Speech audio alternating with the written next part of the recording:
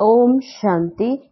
आज 25 जुलाई 2025 बाप दादा के मधुर महावाक्य। बाबा कहते, मीठे बच्चे सदा एक ही फिक्र में रहो कि हमें अच्छी रीति पढ़कर अपने को राज तिलक देना है।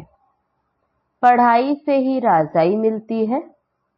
प्रश्न है, बच्चों को किस उल्लास में रहना है? दिल शिकस्त नहीं होना है, क्यों? उत्तर है, सदा यही उल्लास रहे कि हमें इन लक्ष्मी नारायण जैसा बनना है। इसका पुरुषार्थ करना है। दिल शिकस्त कभी नहीं होना है, क्योंकि ये पढ़ाई बहुत सहज है। घर में रहते भी पढ़ सकते हो। इसकी कोई फीस नहीं है, लेकिन हिम्मत जरूर चाहिए। गीत है, तुम्ही हो माता पिता तुम्ही हो। ओम शांति। बच्चों ने अपने बाप की महिमा सुनी। महिमा एक की ही है और कोई की महिमा गाई नहीं जा सकती। जबकि ब्रह्मा विष्णु शंकर की भी कोई महिमा नहीं है। ब्रह्मा द्वारा स्थापना कराते हैं, शंकर द्वारा विनाश कराते हैं, विष्णु द्वारा पालना कराते हैं। लक्ष्मी नारायण को ऐसा लायक भी शिव बाबा ही बनाते हैं। उनकी ही महिमा है। उनके सिवाय फिर किसकी महिमा गाई जाए? इनको ऐसा बनाने वाला टीचर ना हो तो ये भी ऐसे ना बने। फिर महिमा है सूर्यवंशी घराने की, जो राज्य करते हैं। बाप संगम पर ना आए तो इन्हों की राजाई भी मिल ना सके। और तो किसकी महिमा है नहीं। फॉरेनर्स आदि कोई की भी महिमा करने की दरकार नहीं।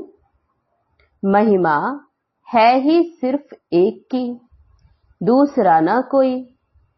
ऊंच से ऊंच शिव बाबा ही है। उनसे ही ऊंच पद मिलता है, तो उनको अच्छी तरह से याद करना चाहिए ना। बाबा कहते, अपने को राजा बनाने के लिए आपे ही पढ़ना है। जैसे बैरिस्ट्री पढ़ते हैं तो अपने को पढ़ाई से वे बैरिस्टर बनाते हैं ना। तुम बच्चे जानते हो, शिव बाबा हमको पढ़ाते हैं। जो अच्छी रीति पढ़ेगा वही ऊंच पद पाएगा। नहीं पढ़ने वाले ऊंच पद पा न सके। पढ़ने के लिए श्रीमत मिलती है। मूल बात है पावन बनने की, जिसके लिए ये पढ़ाई है। तुम जानते हो, इस समय सब तमो प्रधान पतित हैं। अच्छे व बुरे मनुष्य तो होते ही हैं। पवित्र रहने वाले को अच्छा कहा जाता।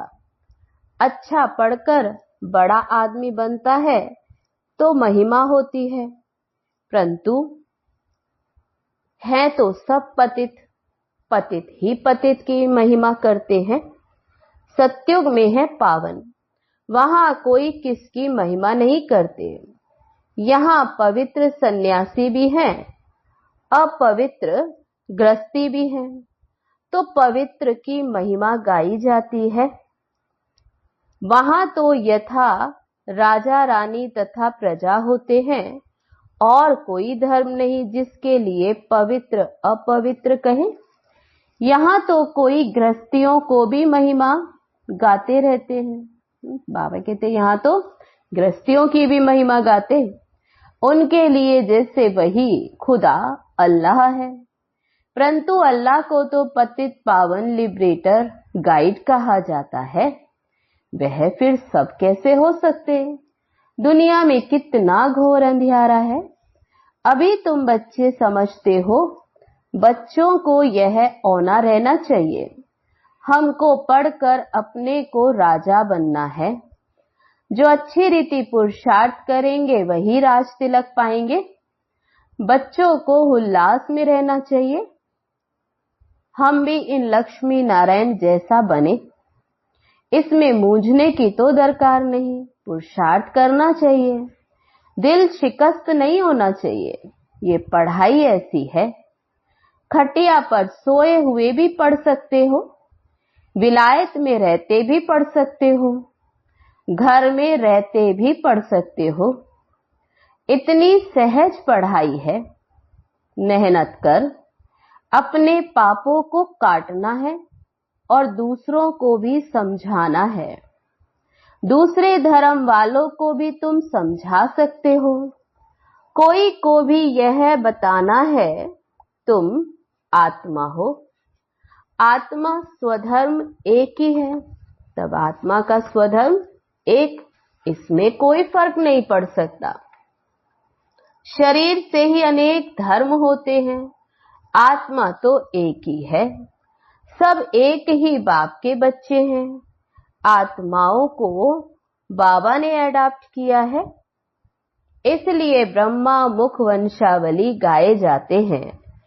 कोई को भी समझा सकते हो, कोई को भी समझा सकते हो आत्मा का बाप कौन है।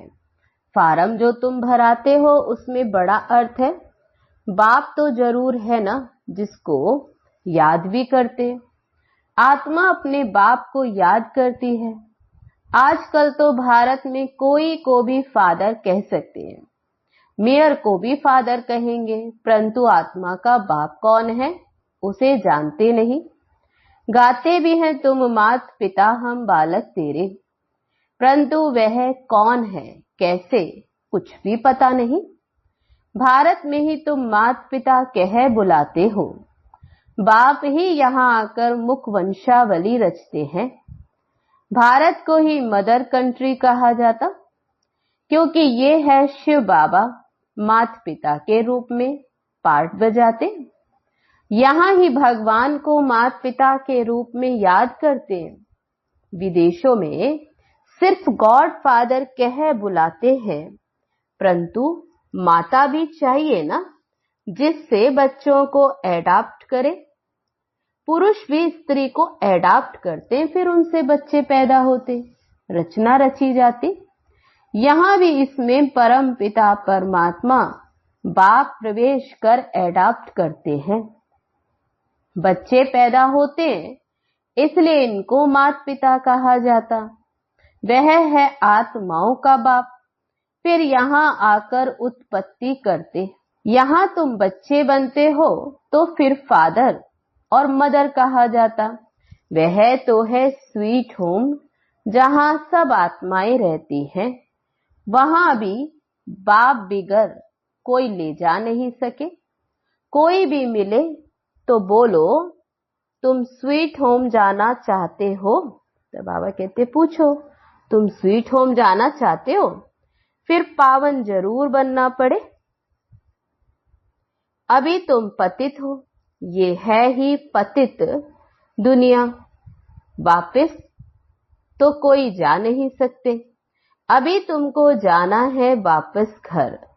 आयरन एजिड आत्माएं तो वापस घर जा ना सके। आत्माएं स्वीट होम में पवित्र ही रहती हैं। तो अभी बाप समझाते हैं, बाप की याद ही विकर्म विनाश करेगी। बाप की याद से विकर्म विनाश होते। कोई भी देहधारी को याद ना करो, बाप को जितना याद करेंगे उतना पावन बनेंगे और फिर पद ऊंच पाएंगे नंबरवार। लक्ष्मी नारायण के चित्र पर कोई को भी समझाना बहुत सहज है। भारत में इनका राज्य था। यह जब राज्य करते थे तो विश्व में शांति थी। विश्व में शांति बाप ही कर सकते हैं और कोई की ताकत नहीं। अभी बाप हमको राजयोग सिखला रहे हैं नई दुनिया के लिए। राजाओं का राजा कैसे बन सकते वह भी बतलाते हैं। बाप है ही नॉलेजफुल, परंतु उनमें कौन सी नॉलेज है ये कोई भी नहीं जानते। सृष्टि के आदि मध्य अंत की हिस्ट्री ज्योग्राफी बेहद का बाप ही सुनाते हैं। मनुष्य तो कभी कहेंगे सर्वव्यापी है, या कहते हैं सबके अंदर को जानने वाला, फिर अपने को तो कह न सके। ये सब बातें बाप बैठ समझाते। अच्छी रीति धारण कर और हर्षित होना है। इन लक्ष्मी नारायण का चित्र सदैव हर्षित मुख वाला ही बनाते। स्कूल में उच्च दर्जा पाने वाले कितना हर्षित होंगे। तब बाबा कहते जो उच्च दर्जा पढ़ने वाले बच्चे तो वह कितना हर्षित, दूसरे भी समझेंगे ये तो बहुत बड़ा इम्तिहान पास करेंगे, अच्छी रीति पढ़ते, ये तो बहुत ऊंची पढ़ाई है। फिर बाबा कहते इसमें फीस आदि की भी कोई बात नहीं, सिर्फ हिम्मत की बात है। अपने को आत्मा समझ बाप को याद करना है, जिसमें ही फिर माया विघन डालती है। बाबा कहते हैं पवित्र बनो। बाप से प्रतिज्ञा कर फिर काला मुंह कर लेते, बहुत जबरदस्त माया है। फेल हो जाते तो फिर उनका नाम नहीं गाया जा सकता। फलाने फलाने शुरू से लेकर बहुत अच्छे चल रहे हैं, महिमा गाई जाती है। बाप कहते अपने लिए आपे ही पुरुषार्थ कर राजधानी स्थापन करनी है, पढ़ाई से ऊंच पद पाना है। ये है ही राजयोग, प्रजा योग नहीं। परंतु प्रजा भी तो बनेंगे ना, शक्ल और सर्विस से मालूम पड़ जाता है कि ये क्या बनने लायक है। घर में स्टूडेंट की चाल चलन से समझ जाते ये फर्स्ट नंबर में है या थर्ड नंबर में आएंगे। यहां भी ऐसे है। बाबा कहते जब पिछाड़ी में इम्तिहान पूरा होगा तब तुमको सब साक्षात्कार होंगे। साक्षात्कार होने में कोई देरी नहीं लगती है। फिर लज्जा आएगी कि हम नापास हो गए। नापास होने वाले को प्यार कौन करेंगे। मनुष्य बाइस्कोप देखने में खुशी का अनुभव करते हैं, लेकिन बाप कहते हैं नंबर 1 गंदा बनाने वाला है बाइस्कोप। उसमें जाने वाले बहुत करके फेल हो पड़ते, गिर पड़ते। कोई कोई फीमेल भी ऐसी हैं जो बाइस्कोप में जाने बिगर नींद ना आए। बाइस्कोप देखने वाले अपवित्र बनने का पुरुषार्थ जरूर करेंगे। यहाँ जो कुछ हो रहा है जिसमें मनुष्य खुशी समझते, वह सब है दुख के लिए। ये है विनाशी खुशियां। अविनाशी खुशी अविनाशी बाप से ही मिलती है। तुम समझते हो बाबा इन लक्ष्मी नारायण जैसा हमको बनाते, वैसे आगे तो 21 जन्म के लिए लिखते थे। अभी बाबा लिखते 50-60 जन्म, क्योंकि द्वापर में भी पहले तो बहुत धनवान सुखी रहते हो ना। तब बाबा कहते केवल 21 जन्म नहीं, फिर द्वापर में भी सुखी हैं, धनवान है। पर पतित बनते हो तो भी धन बहुत रहता है। ये तो बिल्कुल जब तमो प्रधान बनते हो तब दुख शुरू होता। पहले तो सुखी रहते हो, जब बहुत दुखी होते तब बाप आते हैं। महा अजामिल जैसे पापियों का भी उद्धार करते हैं। बाप कहते मैं सबको ले जाऊंगा मुक्ति धाम, फिर सत्यों की राजाई में तुमको भेज देता हूं। सबका कल्याण तो होता है ना, सबको अपने ठिकाने पर पहुंचा देते, शांति में व सुख में। तब बाबा कहते कोई शांति धाम में तो बाकी बाबा कहते सुख में, सुख धाम में जाते। सत्युग में तो सबको सुख रहता है, शांति धाम में भी सुखी रहते हैं। कहते भी हैं विश्व में शांति हो। बोलो इन लक्ष्मी नारायण का जब राज्य था तो विश्व में शांति थी ना। दुख की बात हो नहीं सकती, ना दुख ना अशांति। यहाँ तो घर घर में अशांति है, देश देश में अशांति है, सारे विश्व में ही अशांति है। कितने टुकड़े टुकड़े हो गए, कितनी फ्रैक्शन है। 100 माइल पर भाषा अलग। अब कहते हैं भारत की प्राचीन भाषा संस्कृत है। अब आदि सनातन धर्म का ही किसको पता नहीं है, तो फिर कैसे कहते हैं कि ये प्राचीन भाषा है। बाबा कहते तुम ये बता सकते हो आदि सनातन देवी देवता धर्म कब था। तुम्हारे में भी नंबरवार हैं, कोई तो डल हेड भी होते हैं। देखने में भी आता है ये जैसे पत्थर बुद्धि है। अज्ञान काल में भी कहते हैं ना, हे भगवान इनकी बुद्धि का ताला खोलो। बाप तुम सब बच्चों को ज्ञान की रोशनी देते हैं, उससे ताला खुलता जाता है। फिर भी कोई कोई की बुद्धि खुलती नहीं।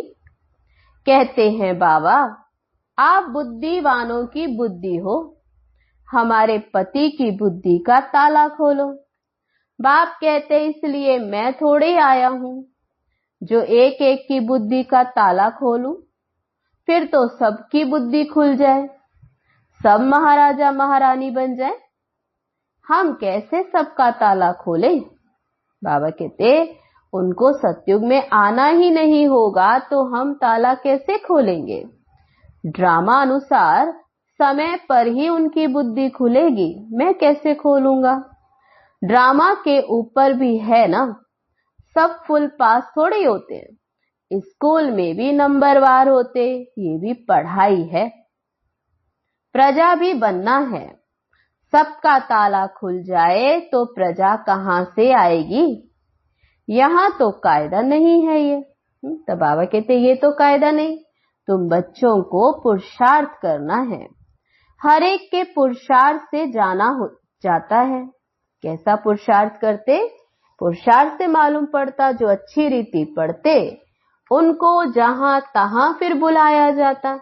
बाबा जानते हैं कौन कौन अच्छी रीति सर्विस कर रहे हैं। बच्चों को अच्छी रीति पढ़ना है, अच्छी रीति पढ़ेंगे तो घर ले जाऊंगा, फिर स्वर्ग में भेज दूंगा, नहीं तो सजाएं बहुत कड़ी हैं, पदवी भ्रष्ट हो जाएगा। स्टूडेंट को टीचर का शो निकालना चाहिए। गोल्डन एज में पारस बुद्धि थे, अभी है आयरन एज, तो यहाँ गोल्डन एज बुद्धि हो कैसे सकती है? विश्व में शांति थी जबकि एक राज्य एक ही धर्म था।